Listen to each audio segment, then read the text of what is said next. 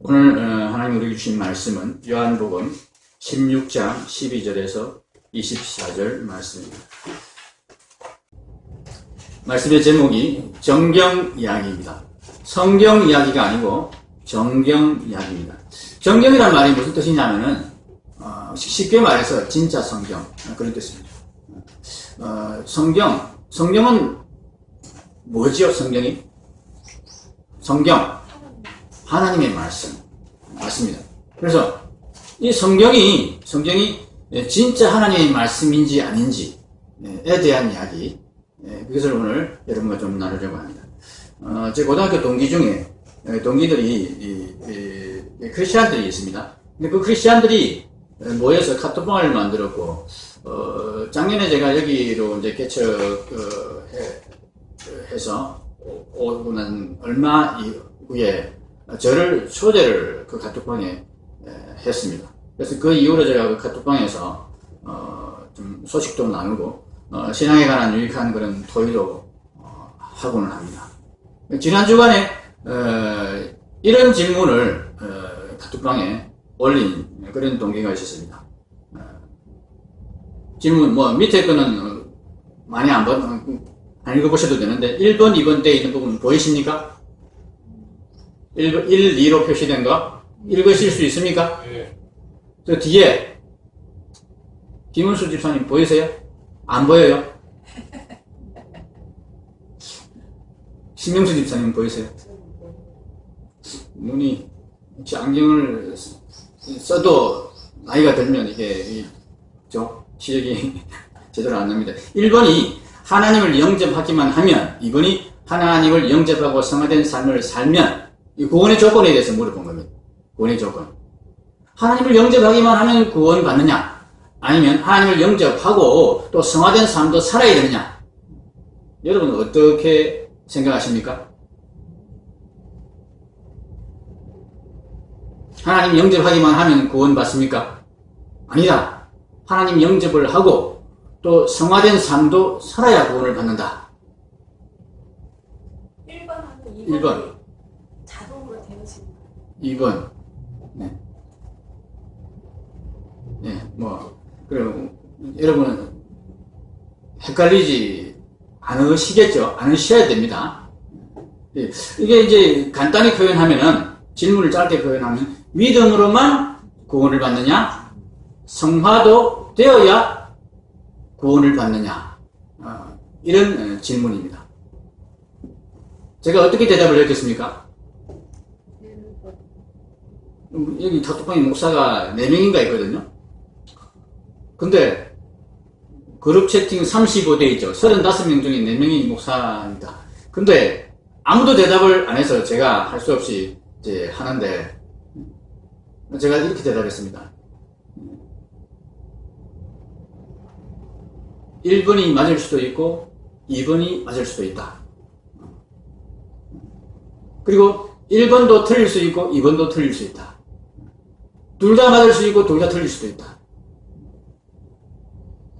그냥 말이라는 것은 그냥 문맥 관계없이 그냥 문자 그대로 우리가 이해할 때 오해를 많이 하게 됩니다. 똑같은 말을 읽어도 그것을 어떻게 이해하느냐에 따라서 전혀 180도 다르게 의미가 나타나죠. 그죠? 그래서 이거를 어떻게 이해하느냐가 문제지, 그냥 문자 그대로의 표현이 정말 중요한 것은 아니다 하는 이야기입니다.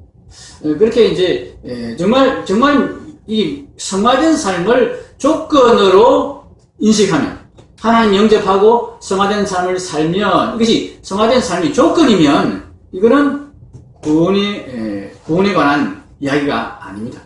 근데 이것이 조건이 아니고 결과이면 반드시 따라와야 되는 이야기입니다.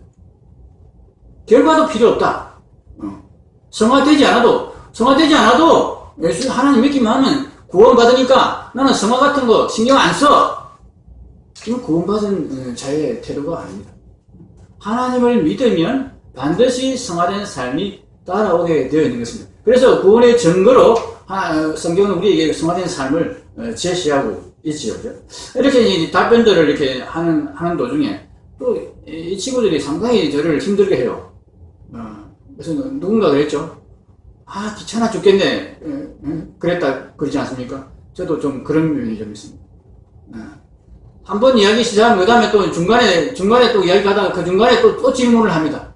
질문을 계속 꼬리를 이어서 질문을 하니까 끝이 없어요. 그래가지고 중간에 이제 저 그만하자. 내일 하자. 이런 식으로 해야 겨우 이제 끝나는, 그런 이제 일들이 많은데, 이제 이야기를 진행을 하면서, 믿음의 행위가 뭔가?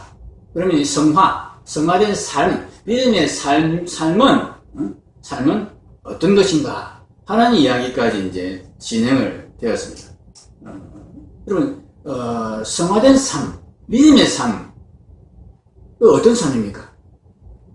우리가 믿음의 행위를 할 때 어떤 행위를 믿음의 행위라 여러분 생각하십니까? 착한 행위? 올바른 삶? 이런 게 믿음의 삶입니까? 아닙니까?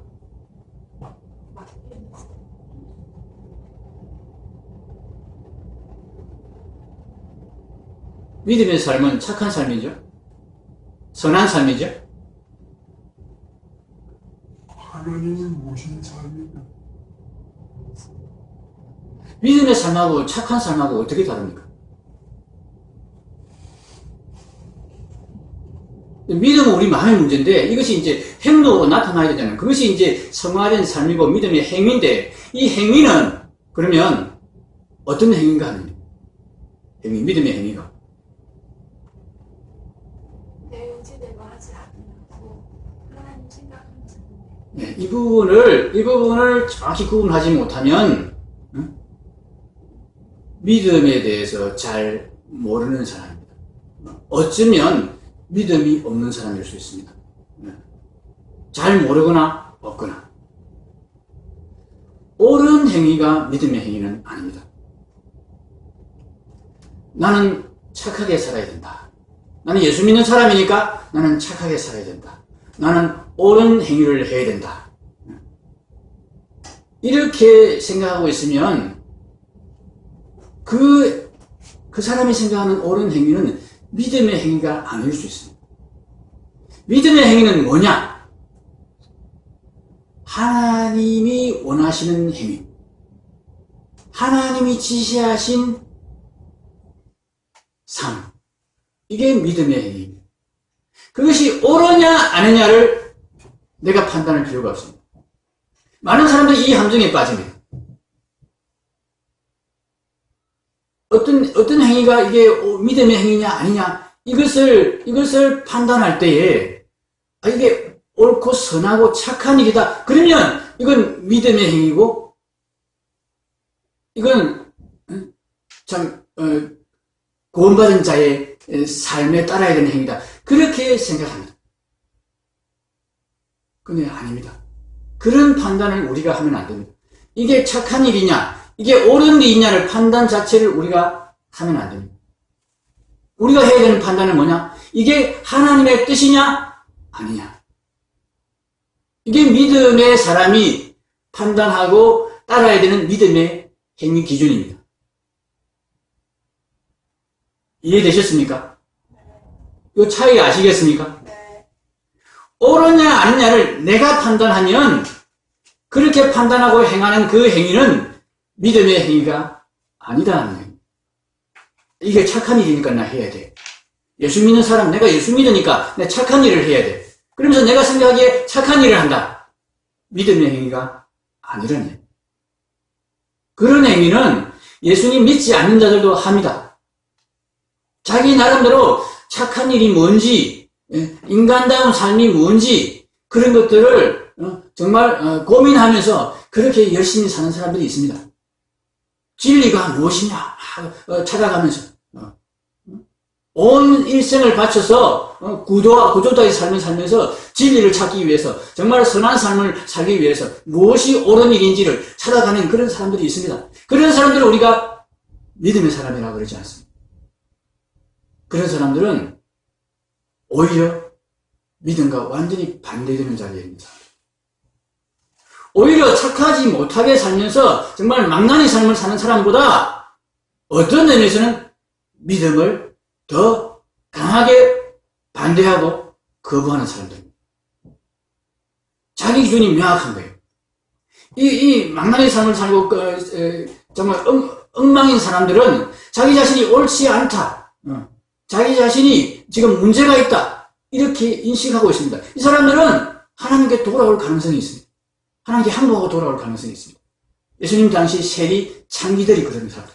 그런데 자기 기준이 명확해서 이게 옳은 거야, 그 기준을 자기가 세워놓고 자기 기준대로 옳고 그름을 판단해서 행동하는 사람들은 하나님께로 돌아오지 않습니다. 하나님의 기준에 따르지 않습니다. 하나님도 자기가 판단합니다. 하나님의 명령, 하나님의 계명에 대해서 이게 옳으냐 아니냐를 자기가 따집니다. 완전히 믿음에 대항하는, 하나님께 대항하는 그런 일을 하고 있는 것입니다. 우리는 옳고 그름을 따져서 어떤 행동을 하고 말고를 결정하는 사람들이 아닙니다. 우리는 어떤 행동을 앞에 두고 어떤 상황을 앞에 두고 이것이 옳으냐 아니냐를 따져서 행동하는 것이 아니라 이것이 하나님의 뜻이냐 아니냐를 따져서 행동해야 되는 사람들. 그 하나님의 뜻을 우리가 어떻게 아느냐? 하나님의 말씀을 통해서 우리가 확인하게 되는 것입니다. 무엇이 하나님의 뜻이냐? 하나님의 말씀을 통해서 우리가 확인합니다. 그러면 하나님의 말씀이 진짜 말씀이 뭐냐? 이게 문제가 되는 거예요. 그러면 이 성경이 66권 성경이 처음부터 이 66권으로 이렇게 모여져 있지 않았습니다. 그렇죠? 각각 다른 시대에 다른 사람들에 의해서 기록이 되어가지고 이렇게 모여졌습니다. 그런데 어떤 선지자가 쓴 글은 성경으로 되고 어떤 선지자가 쓴 글은 성경이 아닌 것으로 그냥 그 선지자의 글로 남아 있습니다. 똑같은 선지자가 쓴 글도 어떤 글은 성경이 되고 어떤 글은 성경이 아닙니다. 자, 이걸 누가 구분했을까요? 누가 이것을 확인했을까요? 여러분은 이 66권이 정말 하나님의 말씀인 것을 여러분은 어떻게 믿습니까? 어떻게 확인합니까? 하나님이 직접 불러주시는 그 장면을 여러분 봤습니까?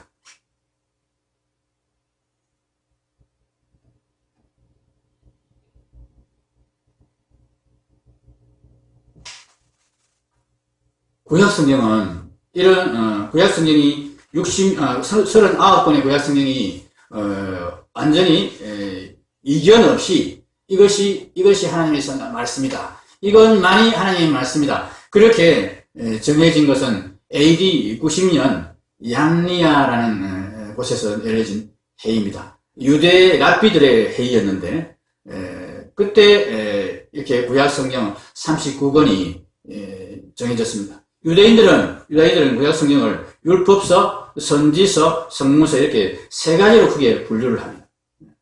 근데 이 분류가 이 AD 90년에 이제 이렇게 공식적으로 문서상으로 확정이 됐는데, 그때 확정이 된 게 아니고 사실은 그 이전에 이미 이렇게 구약 39권을 성경으로 인정하며 구약교회가 사용하던 것을 이제 그때 모여서 아무도 이견이 없이 다 동의하는 그런 추인의 과정을 AD 90년에 거친 것뿐입니다.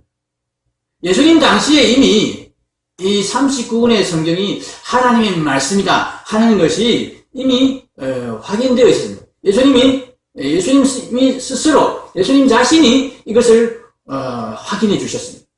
마태복음 23장 35절에 보면은, 그러므로 의인 아벨의 피로부터 성전과 제단 사이에서 너희가 죽인 바가랴의 아들 사가랴의 피까지 땅 위에서 흘린 의로운 피가 다 너희에게 돌아가리라. 이 바리새인들을 보고, 서기관과 바리새인들을 보고 예수님이 저주를 하신 그런 장면인데요. 이 아벨의 피로부터 사가랴의 피까지, 이 표현이 무슨 표현이냐 하면은 이게 구약 성경 전체에서 드러나 있는 그 순교자들을 통칭해서 하는 표현입니다. 왜 그러냐 하면은 구약 성경이, 자, 앞에 보시면 구약 성경이 율법서, 선지서, 성문서 이렇게 구분이 된다고 그러지 않습니까? 이 순서대로 구약 성경을 유대인들은 배치했어요. 우리 성경 순서하고 다르지, 그죠?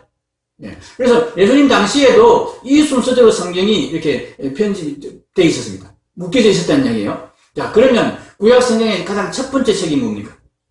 창세기. 가장 마지막 책이 뭡니까? 보시고.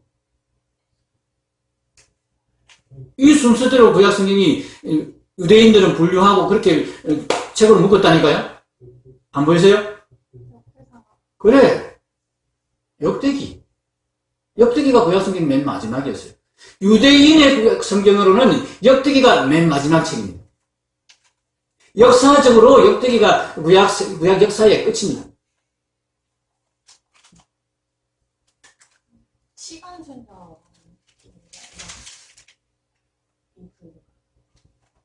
꼭 시간 순서에 따르면 안 합니다. 어쨌거나 그렇게 성경이 이제 묶여져 있지 않습니까? 그러면 그 성경을 전체를 이야기할 때 어떻게 이야기하느냐? 창세기부터 역대기까지 이렇게 이야기하는 거예요. 이해되시죠? 그 표현이 바로 아벨의 피부터 사가랴의 피까지 이 표현입니다. 아벨은 창세기에 나오는 첫 순교자입니다. 사가랴는 역대기에 나오는 마지막 순교자입니다. 역사적으로 마지막 순교자인지 그거는 관계없이 성경의 어떤 편집된 권수에 따라서 맨 마지막 권에 기록된 마지막 순교자가 사가랴라는 얘기입니다. 지금 예수님이 이 표현을 쓴 것은 성경에 있는 모든 순교자의 피가 너희에게로 돌아가리라 이 표현을 하신 것입니다. 예수님 당시에 이미 구약 성경이 이렇게 편집이 되어 있었다 하는 이야기입니다. 누가복음 24장 44절에도 예수님이 성경을 가리켜서 모세의 율법과 선지자의 글과 시편이라 이렇게 말씀하십니다. 이게 모세의 율법, 선지자의 글, 시편 그런 표현이 아니고 구약 성경을 통칭하는 표현이에요. 앞으로 돌아갑니다. 율법서, 모세의 율법, 선지서, 선지자의 글, 성문서가 성문서의 대표적인 성경이 시편입니다. 시편 등 성문서 이렇게 표현을 하는 거예요. 무슨 말씀인지 알겠죠? 예, 구약 성경을 통칭해서 이 율법서, 선지서, 성문서로 분류된 이 유대인들이 가지고 그 당시 가지고 있던 이 39권의 성경 이것을 가리켜서 예수님이 지금 모세의 율법과 선지자의 글과 시편 이 이야기를 하신 겁니다. 그러면서 요한복음 5장 39절에 너희가 성경에서 영생을 얻는 줄 생각하고 성경을 연구하거니와 이 성경이 모세의 율법, 선지자의 글, 시편으로 구성된 이 39권의 구약 성경이 곧 내게 대하여 증언하는 것이라. 이 말씀을 하심으로써 예수님이 당시에 유대인들이 사용하던 이 성경을 하나님의 말씀, 곧 예수님에 대한 말씀, 곧 하나님을 계시한 말씀으로 확정해 주셨습니다. 그래서 우리는 이 구약 39권을 하나님의 말씀으로 우리는 받아들이는 것입니다. 예수님의 확증이 있기 때문에. 양리아 회의, 이 회의에서, AD 90년 양리아 회의에서, 랍비들이 동의해서 다, 그렇게 하자 했기 때문에 아니고, 이미 그 이전부터 구약 성경으로 이것이 다 인정되고 있었고, 그 인정을 예수님께서 확인해 주셨기 때문에 우리는 이 구약 성경이 틀림없는 하나님의 말씀으로 그렇게 받아들이는 것입니다. 자, 구약 성경은 예수님이 확인해 주셨습니다. 근데 그러면 문제가 남았습니다. 신약 성경은 누가 확인해 줍니까? 예수님은 성천에서 올라가셨는데 예수님 성천하신 이후에 기록된 성경이 신약 성경 아닙니까? 그래서 신약 성경에 대해서 특별히 이런 이야기를 하는 사람들이 있습니다. 신약 성경은 예수님 사후에 제자들이 거짓말로 이것저것 막 넣어가지고 특히 AD 70년에 이스라엘 성전이 무너졌어요. 예루살렘이 함락되고 그 상황에서 완전히 유대인들이 이게 멘붕 상태에 있었는데 그들에게 소망을 주게 하기 위해서, 그들을 다시 신앙으로 일으키기 위해서, 그래서 신약 성경을 기록했고, 여기서 온갖 기적과 역사를 막 넣어가지고, 그들에게 메시아가, 예수님 메시아라는 것을, 예수님 부활하셨다고 막 그렇게 거짓말을 집어넣어가지고, 막 이제 그들을 다시 일으키기 위해서 그렇게 기록한 것이 신약 성경이다. 그렇게 얘기합니다. 왜냐하면 그 증거가 있다. 도마복음이 바로 그 증거다. 도마복음에는 도마가 기록했다고 그렇게 전해오는 이 예수님에 대한 기록에는 기적이나 예수님의 부활, 예수님이 하나님이시라는 그런 내용이 하나도 없다. 본래 이게 가장 첫 번째 복음인데 나중에 제자들이 막 꾸며가지고 그렇게 유대인들을 막 이렇게 동원하기 위해서, 선동하기 위해서 그런 짓을 했다. 우리나라에서 대표적으로 그 이야기를 하고 있는 사람이 김용옥이라는 사람입니다. 도마복음 강의를 열심히 하고 있죠. 책도 냈습니다. 제가 이 이야기를 왜 하느냐면 정말 별로 쉬운 이야기가 아니고 어려운 이야기고 여러분이 그렇게 흥미있어 할 이야기가 아닌데 그럼에도 불구하고 지금 시대에는 정보가 너무나 이렇게 많이 공유되어 있고 개방되어 있는 시기이기 때문에 여러분이 인터넷을 검색하다가 우선 동영상을 보다가 이런 이야기를 들을 수 있습니다. 도마복음이 뭐지? 들을 수 있습니다. 그때 여러분이 제가 이런 이야기를 미리 해드리지 않으면 김용옥이가 이라는 사람이 하는 이야기에 그냥 솔깃해서 넘어갑니다. 그런 줄 알고 여러분이 제대로 잘 아시고 그런 이야기를 들을 때 적어도 거기서 반박하지는 못하더라도 아닌데 하는 생각은 할 수 있도록 좀 알려드려야 되겠다 싶어서 오늘 말씀을 드립니다. 신약 성경은 어떤 식으로 진짜 이게 하나님 말씀이다 그렇게 확정되는 과정을 거치냐 하면은 AD 140년경에 영지주의 이단 말시온이라는 사람이 나타나가지고 성경을 완전히 재단을 해버렸습니다. 구약 성경은 다 빼버리고 구약 성경은 성경 아니다. 하나님 말씀 아니다. 그러면서 신약 성경 중에서도 마태복음, 마가복음, 누가복음에 있는 구약 성경 인용 구절은 다 빼버리고 구약 성경 유대인이 사용하는 거 이거 하나님 말씀 아니다. 그러면서 빼버리고 자기 입맛에 맞게 영지주의 교리에 맞게 성경을 막 빼고 더하고 이렇게 해가지고 자기들의 성경을 만들어버렸습니다. 이게 하나님 말씀이다. 이런 식으로 이게 진짜 하나님 말씀이다.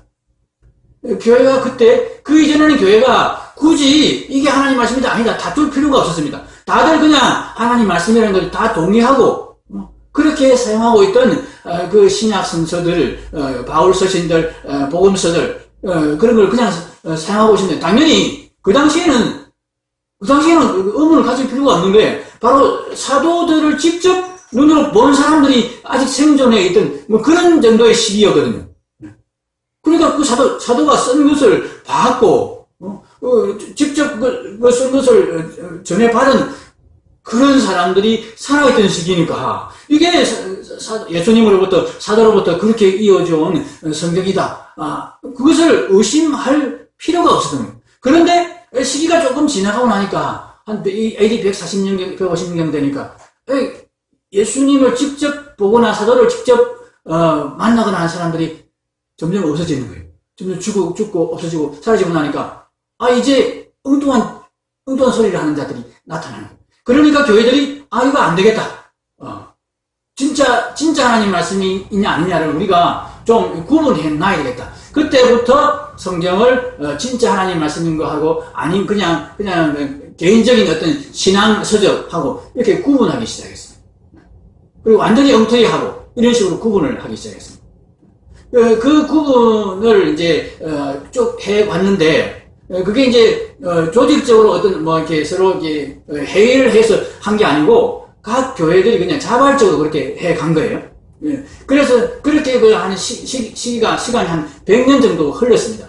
100년 후에 기록이 이제 중간에 안 남아 있는 거예요. 100년 후에 기록이 남아 있는 것이 교회 시대에 이제 목회자이기도 하고 신학자이기도 한 오리겐이라는 사람이 한 250년쯤에 각 교회들을 돌면서 조사를 했습니다. 각 교회가 사용하고 있는 성경이 각 교회가 의심 없이 이 하나님 말씀이라고 그렇게 받아들이고 있는 그 성경들이 어떤 건지, 그런 책들의 목록이 뭔지 조사를 했습니다. 조사를 해보니까 이렇게 나오는 겁니다. 이제 그 오리겐이 조사한 결과가 이렇습니다. 사복음서, 지금 우리 사복음서와 바울의 13개 서신, 히브리서를 제외한 13개 서신, 그리고 베드로전서, 요한일서, 사도행전, 계시록, 이 성경들은 그 당시 모든 교회에서 진짜 이건 하나님 말씀이다, 정정이다, 그렇게 인정을 받고 있었습니다. 공통적으로. 단지 히브리서, 베드로후서, 요한일서, 요한3서, 야고보서, 유다서는 아직 이제 이게 하나님 말씀이 맞다, 하나님 말씀이라 보기 조금 어려운 부분이 있다, 이렇게 논란이 있었던 그런 책들이었습니다. 그렇게 이제 250년 경우는 그랬는데, 이제 또 한 100년이 흐른 300년 경에 이제 예루살렘 교회의 감독인 키릴이라는 사람이 이게 자기가 입교 공부를 하는 일종의 세례 공부죠. 세례 공부를 하는 교인들을 대상으로 성경 목록을 가르쳤습니다. 하나님 말씀은 이런 거다.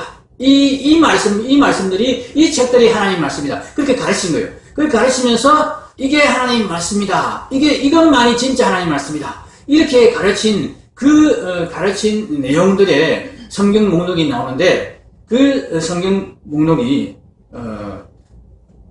지금 우리 신약 성경하고 거의 일치하더라. 딱 하나만 다릅니다. 27권 중에서 계시록만 예외로 하고 나머지 26권을 이게 진짜 하나님 말씀이다, 그렇게 인정하고 가르쳤다는 얘기입니다. 그리고 예루살렘 교회 같으면 대표적인 교회 아닙니까? 이렇게 거의 그 당시 모든 교회들이 이 26권을 하나님 말씀으로 인정하면서 받아들이고 그렇게 가르치고 있었다는 얘기죠.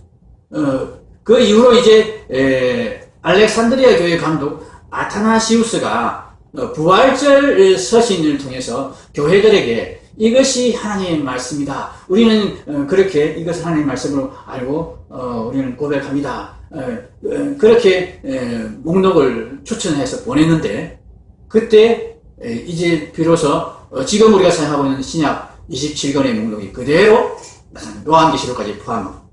그리고 이런 과정을 거쳐서 결국은 교회가 이제 우리가 이게 다 동의가 됐으니까 이것을 회의를 거쳐서 확정을 하자, 더 이상 혼란이 없도록 하기 위해서. 그래서 히포레기우스라는 곳에서 종교회의가 열려서 한번 확인을 하고, 그 다음 카르타고라는 곳에서 종교회의가 열려서 다시 재확인을 하는 과정을 거쳐서 지금 우리가 사용하고 있는 신구약 66권 성경이 이제 이것이 정확무한 하나님 말씀이다, 확정이 된 거예요. 어느 날 갑자기 확정된 것 아니고, 그 전에 사용하지도 않은 것을 막 집어넣고, 그 전에 사용하던 것을 빼고, 그렇게 해서 된 것이 아니고, 이미 교회가 사용하고 있던 것을 우리가 다 이제 이것을 확인하자 하는 차원에서 이렇게 확인이 되었던 것입니다. 자, 그러면 교회가 이렇게 확인을 해주었다고 해서 하나님 말씀이 아닌 것이 하나님 말씀이 되고, 하나님 말씀인 것이 하나님 말씀 아닌 것으로 될 수 있느냐? 그것은 아닙니다. 교회는 고백적으로 이것이 하나님 말씀입니다 하는 것을 받아들인 것 뿐입니다. 교회가 만장일치로 결정했다 할지라도 교회의 결정이 그 말씀을 성경으로 만드는 것은 결코 아닙니다. 우리가 구약 성경에서 보았듯이 이 말씀이 하나님 말씀이라는 것을 확인을 해주시는 분은 하나님이셔야 합니다.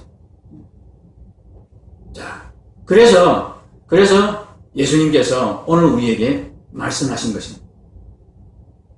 보혜사 곧 아버지께서 내 이름으로 보내실 성령 그가 너희에게 모든 것을 가르치고 내가 너희에게 말한 모든 것을 생각나게 하리라. 우리가 성경을 읽을 때, 우리가 성경을 따져볼 때 예수님이 직접 육체로 남아 계시면서 계속 누구 내 말 맞아 이렇게 확인해 주시지 못합니다. 지금 그렇습니다. 그죠? 마태복음에 예수 그리스도께서 말씀하시기를 이렇게 기록됐다고 해서 그게 예수님 말씀은 아니잖아요. 그게 증거가 될 수는 없죠. 책을 만들어 놓고 저자의 이름을 저자 오정현저 이렇게 했다고 해서 그게 그 사람이 진짜 쓴 글이라는 증거가 되는 건 아니죠.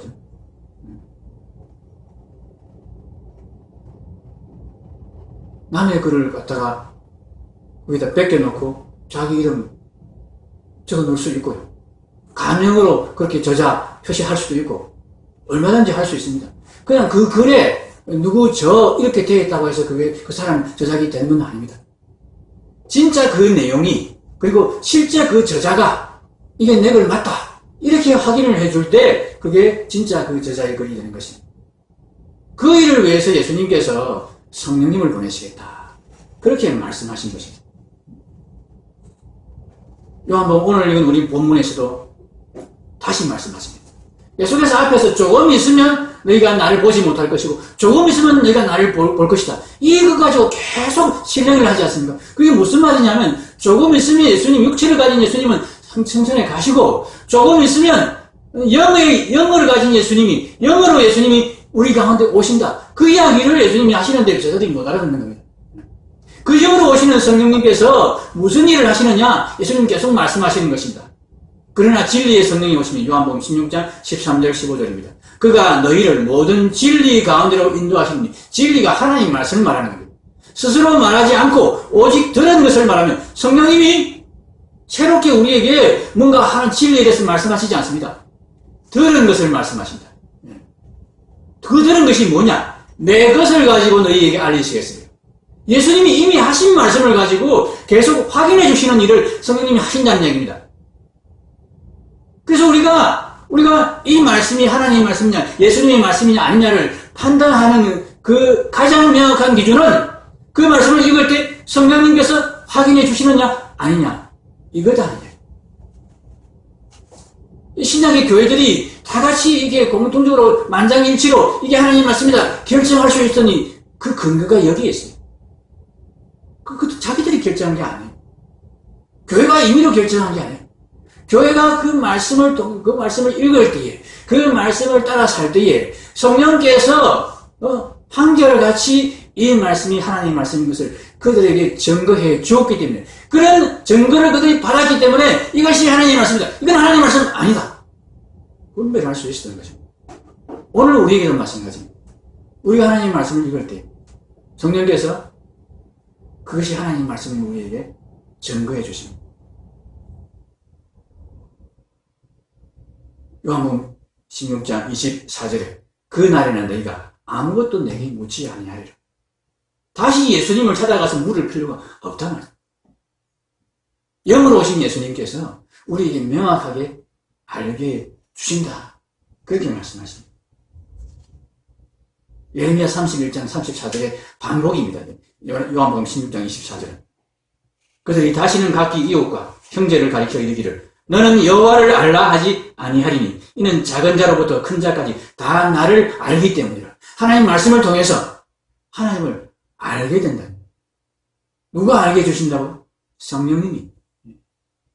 하나님을 아는 자는 하나님 말씀을 읽을 때 이게 하나님 말씀이구나 알게 되어 있습니다. 깨닫게 되어 있습니다. 분별하게 되어 있습니다.